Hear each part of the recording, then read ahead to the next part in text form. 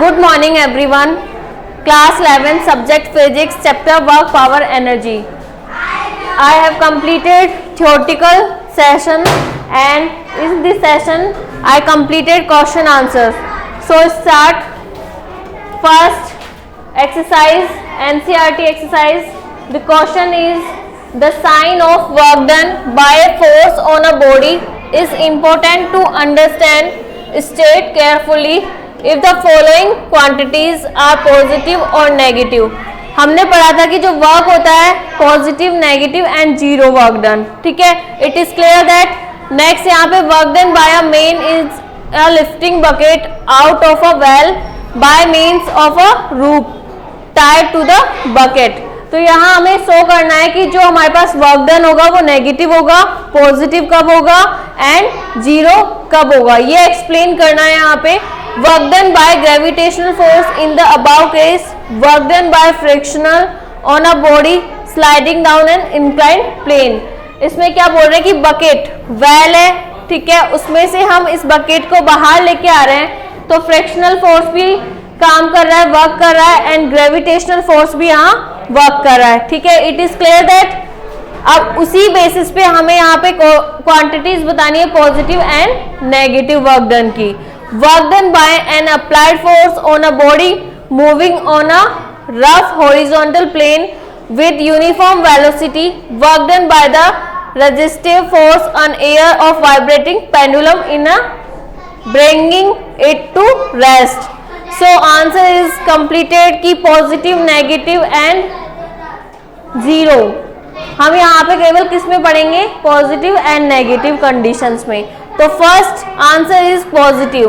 In the given case force and displacement are the in the same direction. हमने बताया था कि अगर किसी ऑब्जेक्ट पे फोर्स भी इसी सेम डायरेक्शन में लग रहा है एंड डिस्प्लेसमेंट भी कहाँ हो रहा है, सेम डायरेक्शन पे, तो जो वर्क डन होगा वो कैसा होगा, पॉजिटिव वर्क डन. एंड अगर फोर्स हमारा अपोजिट डायरेक्शन में और डिस्प्लेसमेंट हमारा अपोजिट डायरेक्शन में हो रहा है तो work done it is negative. तो नेगेटिव के लिए पढ़ सकते हैं इन the given case the direction of force vertically downward. Gravitational force बोला है तो ग्रेविटेशनल फोर्स में कहाँ लगता है जी, डाउनवर्ड. और फोर्स हम कहाँ लगा रहे हैं, नीचे लगा रहे हैं या फिर अपवर्ड डायरेक्शन में. इसमें फोर्स बोल रहे हैं वर्टिकली डाउनवर्ड. ठीक है, और जो डिस्प्लेसमेंट कर रहे हैं वो कहाँ कर रहे हैं, बकेट को ऊपर की तरफ खींच रहे हैं तो हमारे पास फोर्स भी अलग लग रहा है और डिस्प्लेसमेंट हो रहा है, वो उसकी डायरेक्शन भी क्या है, डिफरेंट है. तो ये कौन सा हो गया हमारे पास work done, negative work done. It is clear that. Next answer is since the direction of frictional. अब यहाँ पे दो पॉइंट्स थे, एक ग्रेविटेशनल हो गया, एक हो गया फ्रिक्शनल.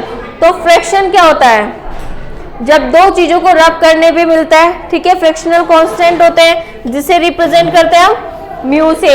स्टैटिक फ्रिक्शनल होता है, काइनेटिक फ्रिक्शनल होते हैं. ठीक है, since the direction of frictional force is opposite to the direction of motion, the work done by frictional force is negative in this case. It is clear that कैसे हो रहा है, हम उसको खींच कहाँ रहे हैं, अपवर्ड डायरेक्शन में. फ्रिक्शनल क्या चाहता है कि वो नीचे ही रहे लेकिन लग कहाँ रहा है, अपवर्ड डायरेक्शन में. तो जो वर्क डन हो रहा है वो कहाँ हो रहा है, नेगेटिव डायरेक्शन में. तो इस केस में जो डायरेक्शन होगी वो कैसी होगी, नेगेटिव होगी. वर्क डन होगा वो कैसा होगा, negative. It is clear that. Next question is negative. जो दूसरा केस था उसका the resist force air acts in the direction opposite the direction of motion of the pendulum. Pendulum का देखा होगा कि जब वो ऑसिलेट करता है, ये स्टॉप, पेंडुलम जब ऑसिलेट करता है, ठीक है, ये स्टॉप, वो पोज नहीं हो रहा है. सो नेक्स्ट क्वेश्चन इज कि एयर रेजिस्टिविटी में देखा था हमने air acts in the direction opposite to the direction of motion of pendulum. हमारा पेंडुलम इस साइड करता है तो एयर जो होती है वो कंसिस्ट होती है अपोजिट डायरेक्शन में. तो जो मोशन होता है it is opposite direction. So it is clear that कि अपोजिट डायरेक्शन में फोर्स इस डायरेक्शन में एंड यहाँ पे मोशन हो रहा है, तो इट इज क्लियर दैट कि हमारे पास जो मोशन होगा वो कैसा होगा, negative direction. Next question is a body of mass 2 kg initially, जो बॉडी का मास है इनिशियली वो कितना है 2 kg at a rest moves under the action and applied horizontal force of 7 newton and force कितना है, मास गिवन है हमारे पास 2 kg, फोर्स गिवन है हमारे पास 7 Newton with coefficient of a kinetic friction, तो म्यू के हमें गिवन है 0.1। Compute the work done by the applied force in 10 second, time given है हमें 10 second and work done by the friction of a 10 second, work done by the net force on the body in 10 second, change in kinetic energy of the body in 10 seconds and interpret your result, interpret your result. तो हमें इसके basis पे 10 seconds में जो change हो रहा है kinetic friction में, जो चेंज हो रहा है हमारे वर्क डन में, वो हमें यहाँ पे शो करना है कि कैसे होगा। तो हमने यहाँ पे क्लियर कर लिया कि mass of the body m equals to 2 kg, force applied force given by 7 newton and coefficient of the friction it is a 0.1। Initial velocity it is clear that 0 and time it is a 10 second. The acceleration produced in the body of the applied force given by Newton's second law. Newton's second law it is clear that ma and acceleration a equals to f by m. तो m हमारे पास given है 2 kg and force given है हमारे पास 7 kg। तो हम ratio करेंगे तो हमारे पास 2 2 3 6 3.5 meter per second square it is a acceleration of a work done. It is clear that next is a frictional force is given as a frictional force का formula है F equals to mg। हमारे पास है कि gravitational force downward अर्थ में frictional कब होता है, जब हम किसी चीज को खींच रहे हैं, तो दो सरफेसेस के बीच में, दो बॉडीज के बीच में जो फ्रिक्शन लगता है उसे हमने यहाँ पे क्या बोला है, काइनेटिक फ्रिक्शन, जिसे डिफाइन किया है हमने म्यू से। मल्टीप्लाई करेंगे F इक्वल्स टू 0.1 इंटू में 2 इंटू में 9.8 it is a gravity. Gravitational जो ग्रेविटी कांस्टेंट होता है g, स्मॉल g, उसकी वैल्यू होती है हमारे पास 9.8, ये approximate 10। It is clear that, तो हम यहाँ पे मल्टीप्लाई करेंगे तो हमें वैल्यू गिवन होगी -1.96 Newton. It is clear that next acceleration produced by the frictional force, frictional force के थ्रू हमें जो एक्सीलरेशन प्रोड्यूस होगा, तो a डैश इक्वल्स टू हम लिख सकते हैं फ्रिक्शनल वाला force and divided by mass. तो हमारे पास कितना है -1.696 अपॉन में 2 मल्टीप्लाई इसका हम करेंगे रेशो, तो हमारे पास वैल्यू हो जाएगी -0.98। Negative sign it is clear that कि जो फोर्स लग रहा है वो हमारा अपोजिट डायरेक्शन में डिफाइन हो रहा है, जो एक्सीलरेशन लग रहा है वो अपोजिट डायरेक्शन में लग रहा है। तो फर्स्ट a डैश हमारे पास गिवन है, a डबल डैश गिवन है, दोनों का एडअप होगा वो हमें वैल्यू मिलती है 2.52 मीटर पर सेकेंड। टोटल एक्सीलरेशन मतलब a equals to a dash plus में a double dash. It is clear that next is the distance travel by the body is given by the equation of motion.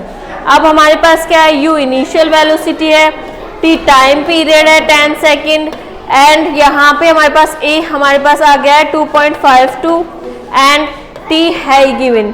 तो s equals to हम formula लगा सकते हैं ut plus में half at square. It is clear that, तो हम यहाँ put करेंगे 0 इनिशियल वेलोसिटी है कि उसकी जो इनिशियल वेलोसिटी है it is a 0 and next is a 1/2 into a हमारे पास आया 2.52, put the value in this equation and t it is a time period. ठीक है कि एक जो ऑब्जेक्ट है वो कितना टाइम ले रहा है सेकंड्स में, 10 की पावर 2। तो हमारे पास 10 का हम करेंगे 100 इंटू में यहाँ पे आ जाएगा 2.5 मल्टीप्लाई में 1/2, तो 50 मल्टीप्लाई में 2.5, इसको हम लिख सकते हैं पॉइंट हटा के 10। तो इट इज क्लियर दैट 0, तो हमारे पास मल्टीप्लाई हम कर सकते हैं। ठीक है, next answer is 126 metre approx, यहाँ पे इसका आंसर आएगा हमारे पास जो ट्रेवल करेगी वो done. Work done by the applied force, तो अप्लाइड फोर्स के है F इंटू में S, तो F 7 and S displacement is 26, तो कितना हो जाएगा 7 6 288 joule, unit is a joule. Work done by the frictional force F, frictional force के थ्रू 1.96 हमने निकाला था अभी जो फर्स्ट, उसको हम यहाँ पुट करेंगे म्यू की वैल्यू को, देन फोर्स डिस्प्लेसमेंट से मल्टीप्लाई करेंगे तो एक वर्क डन हमारे पास पॉजिटिव वर्क डन होगा and then other work done is a negative. Net force it is a F plus minus 1.96, it is 5.04 newton. It is clear that अब total work done भी हम यहाँ से given कर सकते हैं। टोटल वर्क डन कैसे करेंगे, जो हमारे पास नेट फोर्स आया है उससे मल्टीप्लाई कर देंगे डिस्प्लेसमेंट से, देन हमें डिफाइन हो जाएगा यहाँ total work done. It is clear that from the first equation of motion final velocity can be calculate. Initial given थी हमारे पास, गिवन क्या नहीं है, फाइनल v गिवन नहीं है, तो उसके लिए हम इक्वेशन फर्स्ट लगा सकते हैं इक्वेशन ऑफ मोशन के u प्लस में at, u गिवन है, a गिवन है, t गिवन है, वैल्यूज को पुट करेंगे देन हमारे पास v की वैल्यू आ जाएगी 25.2 मीटर पर सेकेंड। v निकालना ही है, u it is a 0 and a 2.52 and t it is a 10, so answer will be 25.2 metre पर second. It is clear that next question is the potential energy, the potential energy function for a particle executing linear simple harmonic motion is given by, ये Vx हमें given है, Vx is the linear potential energy kx square by 2 where k is the force constant oscillator, for k equals to जिसकी value हमें given होगी हर question में 0.5 Newton पर metre. ठीक है, the graph Vx various x is show in the figure 6 point, ये जो figure है इसमें हमें गिवन है कि जो Vx है इस पॉइंट पे अलग होगा, इस पॉइंट पे यहाँ डिफरेंट पॉइंट्स पे डिफरेंट वैल्यूज को डिफाइन करेगा।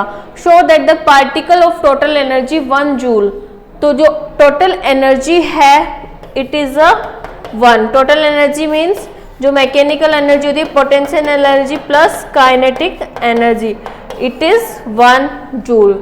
Moving under this potential must turn back when it reaches x equals to plus minus 2 metre. It is clear that the total energy particle 1 joule, k 0.5 newton metre inverse, kinetic energy of graph half mv square, हमें पता है कि जो kinetic energy होती है वो क्या होती है half mv square. According to this conservation law potential energy plus kinetic energy, it is clear that, तो हमारे पास टोटल एनर्जी है half kx square plus half mv square and यहाँ पे 1 और ये हाफ इंटू में 0.5 इंटू में x स्क्वायर प्लस में हाफ mv स्क्वायर, ये वैल्यूज को पुट कर देंगे हम, बिकम्स 0।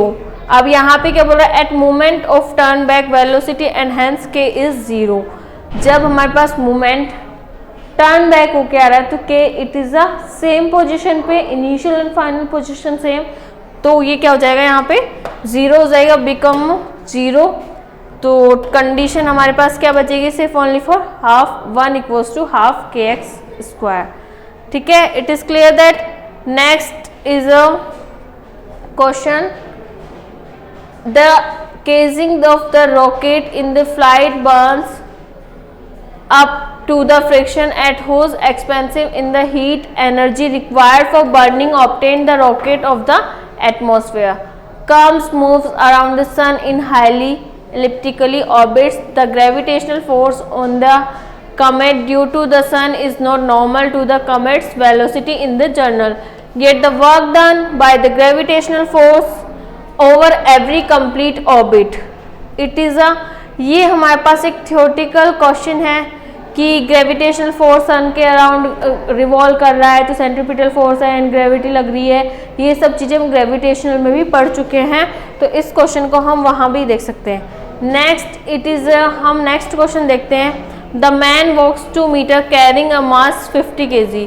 तो डिस्प्लेस डिस्टेंस कितना है 2 मीटर एंड वेट कितना है 15 kg, जिसे हम किससे, ये S हो गया, ये हमारे पास हो गया M इज हैंड, फिगर 16.13, ठीक है। It is show that in this figure and same distance pulling room behind him, the rope goes over the pulley and mass of a 15 kg hangs at its over other hand, in which case the work done is greater, तो किसका work done greater होगा, तो वो हमें यहाँ देखना है। The rocket burning, अब तो उस आंसर को हम यहाँ देखेंगे कि किसका यहाँ वर्क डन ज़्यादा होगा, तो work done equals to F into में S, तो सेकेंड हमारे पास गिवन है कि कितना मीटर वो डिस्प्लेस किया है, तो वो वैल्यू हम S की रख सकते हैं यहाँ, ठीक है। फोर्स गिवन निकाल सकते हैं, मास गिवन है तो हम F इक्वल्स टू क्या लिख सकते हैं ma, ठीक है। अब यहाँ से हमारे पास क्या नहीं है, m गिवन है, m it is a 15 and acceleration की वैल्यू, देन F फाइंड, और हमें यहाँ पे बताना है कि F1 ग्रेटर देन है F2 से या फिर F2 ग्रेटर देन है F1 से। It is clear that next question is a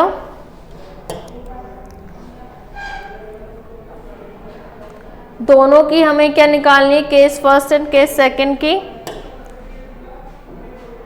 question is eighth question 7 first हमारे पास है कि द बर्निंग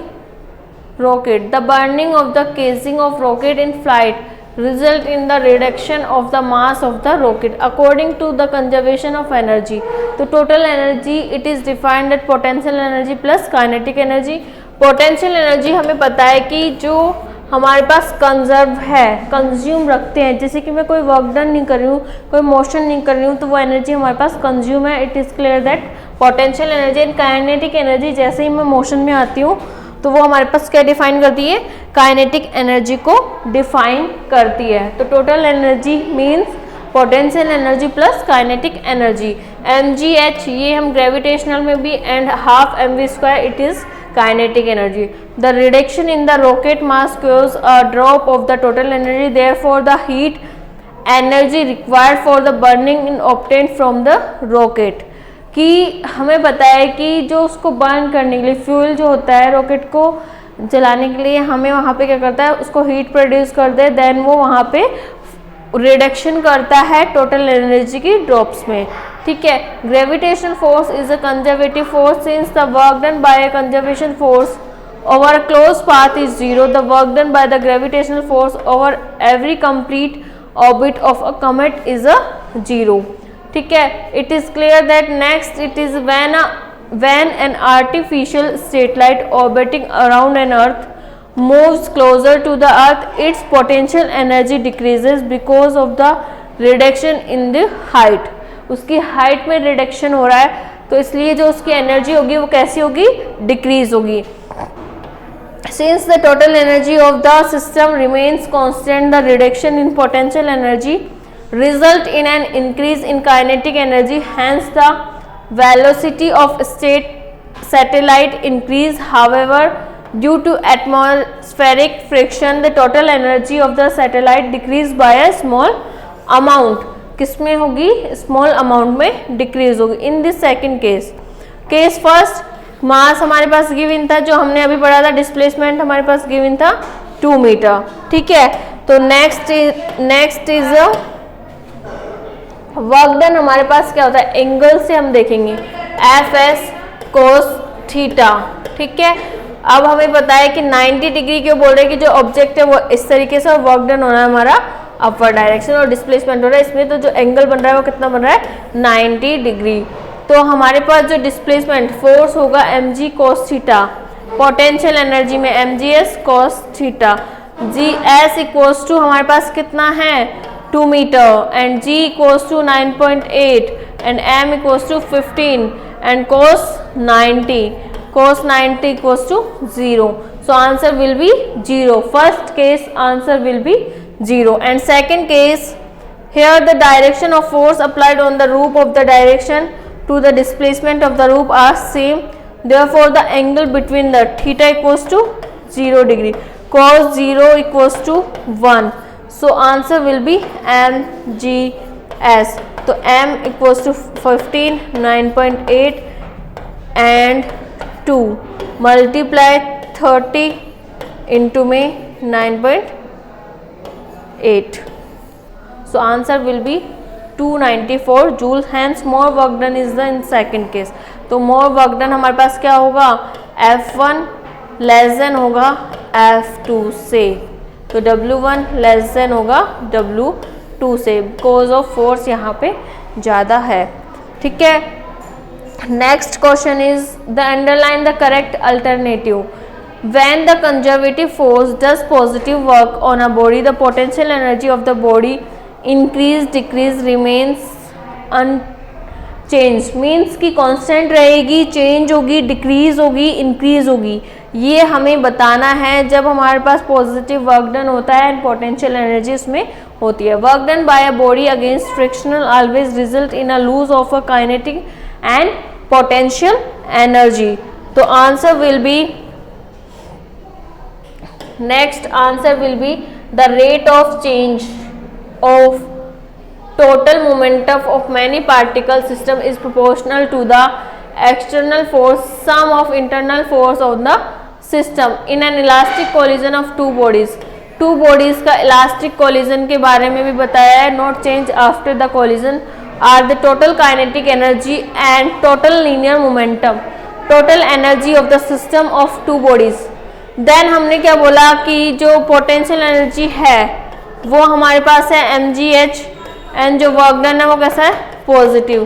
तो जो वैल्यू आएगी हमारे पास वो कैसे आएगी, डिक्रीज वैल्यू आएगी, डिक्रीजिंग वैल्यू आएगी. Next answer is kinetic energy and external force, total linear momentum. It is clear that जब हमारे पास इलास्टिक कोलिजन होता है तो हमें पता है कि इलास्टिक कोलिजन में टू मासेस होते हैं और देन हम ऑब्जेक्ट्स का कोलिजन करवाते हैं, तो जो वहाँ पे मोमेंटम हमें मिलता है P1 V1 इक्वल्स टू हमें मिलता है P2 V2. तो ये it is clear that linear momentum. Next question is, next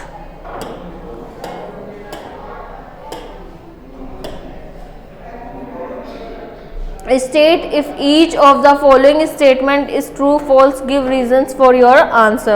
हमें answers देने with reason. In elastic collision of two bodies, the momentum and energy each body is conserved. Total energy of a system always conserved, no matter what internal and external forces on the body are present. ठीक है, दो cases है, ये first and second. तो हमें यहाँ पे इनकी रीजन के साथ डिफाइन करना है. Work done in the motion of a body over a close loop is 0 for every force in a nature.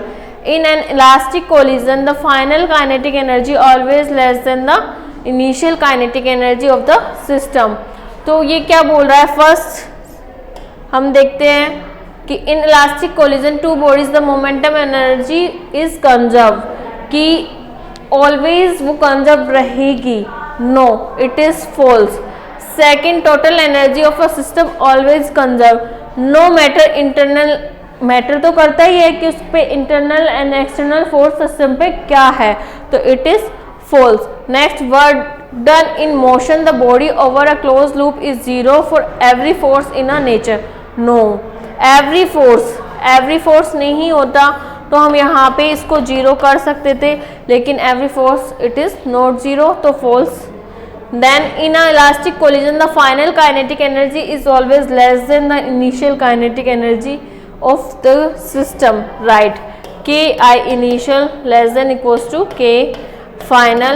ये हम पढ़ते हैं, तो it is true. Explanation. In elastic collision the total energy and momentum of the bodies and not to each individual body is conserved. ठीक है, although the internal forces are balanced, they cause no work be done It is the external force that have the ability to work, hence external force are able to change the energy of a system. The work done in the motion of a body over a closed loop is zero, a conservative force only. Conservative force के लिए ही zero होगा. In an inelastic collision, final kinetic energy is always less than the initial kinetic energy of the system.